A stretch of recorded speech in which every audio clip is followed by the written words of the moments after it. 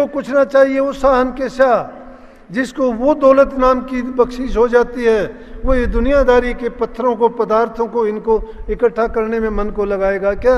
इसीलिए कहिए है झूठा है संसार सारा। संसार झूठा क्यों है? कि कोई साथ चलने वाली चीज नहीं है, कोई सुई तक साथ लेके नहीं गया। धनवानों से पूछ के देखो क्यों इतना धन जोड़ते हो, कहाँ लेके जाओगे? छोड़ के जाओगे। ये ऊंचे महल मकान बनाने वाले कहाँ लेके जाएंगे? यहीं खड़े रह जाएंगे। जो करने वाला वो मकान तो तुम्हारा बिगड़ने लगा, अंदर में जो तुम्हें खजाना दबा हुआ है उसकी खोज क्यों नहीं करते? उसकी खोज के लिए तुम्हें समय लगाना पड़ेगा, उसके लिए गुरुओं ने आपको प्रेरणा ज्ञान दिया है। इसीलिए संतों ने तो यह कहा कि उधर समाना टुकड़ा तन समाना चीर, ज्यादा संग्रह ना करे ता का नाम फकीर। संग्रह की जरूरत क्या है?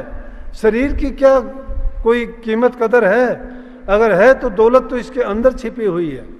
इतनी बहुमूल्य चीज इतनी आसानी से नहीं मिलती, उसके लिए तो आपको बहुत सी कठिनाइयों को लांघना पड़ेगा। वो चीज बड़े गुप्त ढंग से रखी गई है।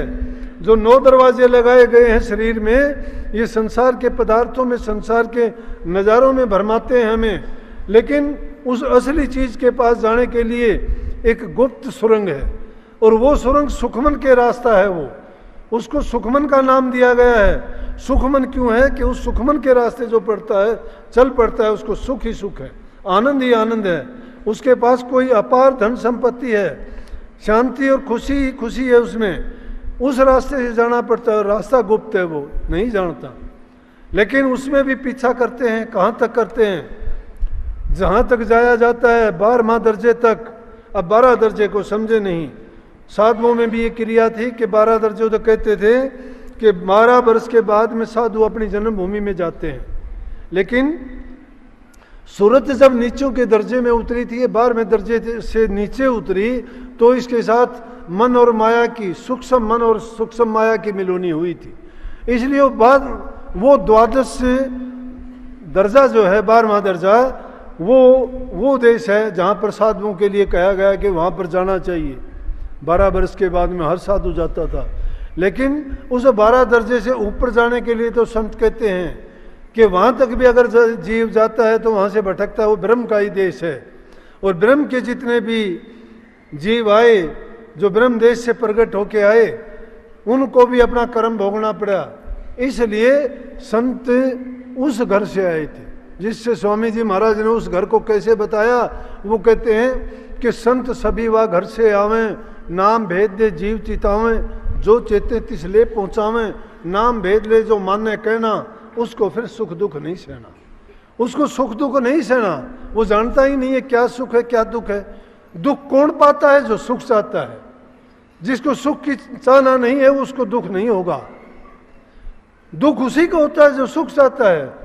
सुख जिसने चाहा नहीं उसको दुख कहां से होगा? बोलो, पीड़ा होगी नहीं उसको। तो पीड़ा जब होती है जब वो सुख चाहता है। इसलिए जिसने सुख को ही त्याग दिया, संतों ने सुख को त्याग दिया, बड़े बड़े राजे महाराजाओं ने त्याग दिया, सुख का रास्ता ही छोड़ दिया। कहने लगे कि इन सुखों को भोगते भोगते ही तो दुखी हुए।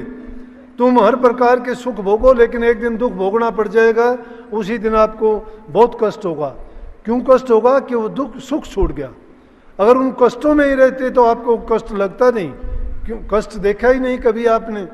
इसलिए उस सुख दुख हमें कौन सा भी नहीं सहना पड़ता। तो ये कहाँ दुख होता है? जहाँ फोकट धर्म है। फोकट धर्म कौन सा है? जहाँ सच्चा ज्ञान नहीं है। सच्चा ज्ञान कैसे मिलता है? सच्चाई के रास्ते पर जब चलोगे, जब बुराई का रास्ता हट जाओगे। फोकट धर्म पकड़कर जूझे बूझे ना सबद जगत भो पारा, पानी मथे हाथ कछु नाही, छीर मथन आलस बारा, जीव आकाश कहूँ मैं क्या क्या बार भर में भो जा रहा। जिन बातों में मन मरता था उन बातों में मन नहीं गारा। जिन बातों से ये मन काबू में आता था उनमें तो मन लगाया ही नहीं। फोकट धर्म को जब पकड़ लेते हैं और जुगत जो है, जगत से पार होने की, शब्द को की कमाई करने की, उसको जानते ही नहीं है जीव। अभी एक बहन थोड़ी देर पहले मुझे कहने लगी, ये बताओ जी मैं भक्ति करती हूँ, मेरा कभी बने भी गा के नहीं बनेगा। मैं बोला वो तो आप करोगे, आपको पता लगेगा क्या बना क्या नहीं बना। हर इंसान के बस में है ये। आप अभी देख सकते हो, इसी जन्म में देख सकते हो, पूछने की जरूरत ही नहीं है किसी से। तुम जैसा कर्म करोगे वैसा परिणाम आपको मिल जाएगा। संतों ने जो स्पष्ट बात कही कि जीवत समझो, इसी जीवन में समझो उस बात को।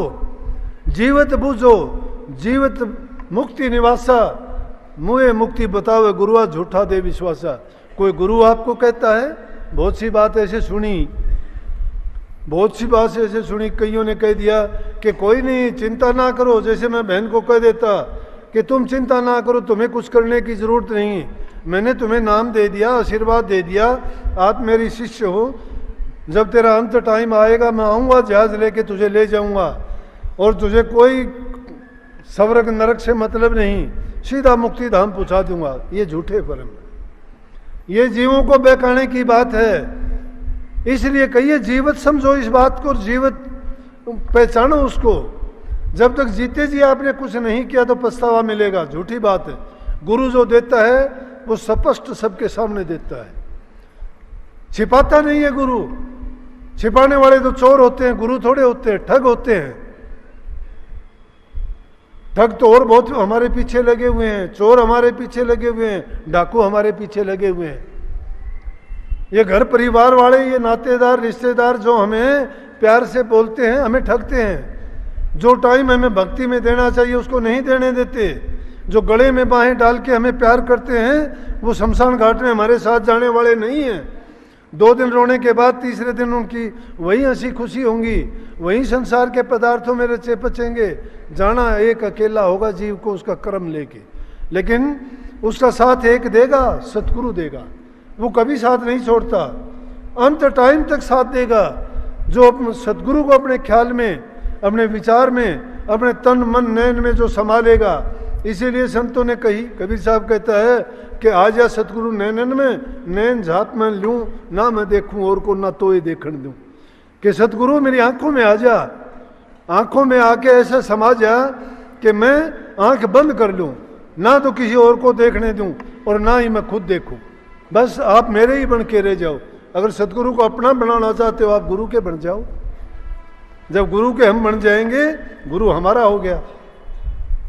गुरु देश का है, गुरु दुनिया का है। इस सूरज को हम अपना सूरज कहते हैं, लेकिन अमेरिका जापान वाले भी अपना कहते हैं। ये एक देशी होते हुए सर्वदेशी है। चंद्रमा भी उनका है, ये हवा भी उनकी, ये आकाश भी उनका, ये पृथ्वी भी उनकी है, ये पवन पानी सब के हैं। इसी प्रकार से वो मालिक भी सबका एक है, जिसको कहते हैं सतगुरु एक जगत का गुरु है, 100 भव से कटियारा। जो सतगुरु है पूरी दुनिया का एक गुरु है, और जो संसार से काटने वाला है, और उसी का रास्ता सतगुरु बताता है। सतगुरु परमात्मा नहीं है, भ्रम है ये। अगर कोई कहता है सतगुरु भगवान है, परमात्मा है, ईश है, गलत बात है। परमात्मा उनसे मिलाने वाला है, लेकिन हमारे लिए पूज्य है। क्यों है कि उसने हमें प्रभु का रास्ता बताया, उनसे मिलने का तरीका बताया, उनका गुणगान किया, हमारे दिल में रुचि प्रकट की, और हमारे ये लालसा जगाई कि ताकि हम उनके पास पहुंच के अपने दुखों को मेट लें, जन्म जन्म के अपने पापों को बख्शवा लें, और फिर सदा के लिए उनके चरणों में जाके वास करें, जहाँ ना कभी दुख होता और ना ही कभी सुख की लालसा बढ़ती है। इसलिए प्रेमियों, उस सुख दुख से सबसे बचने का एक ही तरीका है। दुनिया में आए हैं, चंद दिन का रुकना है, भरोसा किसी का नहीं कब किसको जाना है, लेकिन जाने से पहले इतना जरूर इंतजाम सबको सोच लेना और कर लेना चाहिए कि हमें हर चीज से बचाने वाले प्रभु के नाम के सिवाय दूसरा हमारा संगी साथी और सहाय कोई नहीं है। उन नाम को ही जब अपना बना लेंगे तो नाम को कभी नहीं भूलेंगे हम। नाम को अगर भूल गए तो समझो कि उससे अच्छा हमारा जीवन चला जाए वो अच्छा है, क्योंकि जीवन का महत्व ही नहीं रह जाता। मिला इसी काम के लिए था, वही काम जब हम भूले हुए हैं तो फिर इसका क्या महत्व है और क्या जीने का फायदा है दुनिया में। लेकिन संसार के जितने भी काम हैं उनको पूर्ण रूप से करते हुए वो क्यों करेंगे कि कर्जा सिर नहीं लेके जाएंगे, कर्जा भी यही उतर जाएगा और अपने जीवन को पाक साफ बनाएंगे। इसी जीवन में हमें पता लग जाएगा कि हमने अपने कर्मों को साफ कर लिया। इसीलिए संतों के सत्संगियों के आपने सुने होंगे कि जाने से पहले बहुत से सत्संगी कह देते हैं कि कि भाई आज मेरा समय हो गया, हो जाऊंगा मैं। कोई सरोकार नहीं रहता उनका। क्यों नहीं रहता? कि जो अपनी रूह को रोजाना अभ्यास करते हुए सतगुरु के चरणों में रोजाना भेज देता है।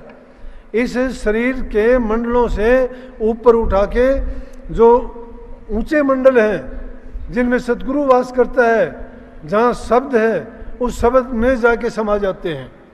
इसीलिए गुरु की महिमा गाई गई है। गुरु शब्द रूप है। शब्द गुरु चित चेला, संतों ने दिया हेला। चित्त हमारा है, चेतना जो हमारी है, रूह हमारी है, ये चेला है। और गुरु हमारा कौन है? शब्द।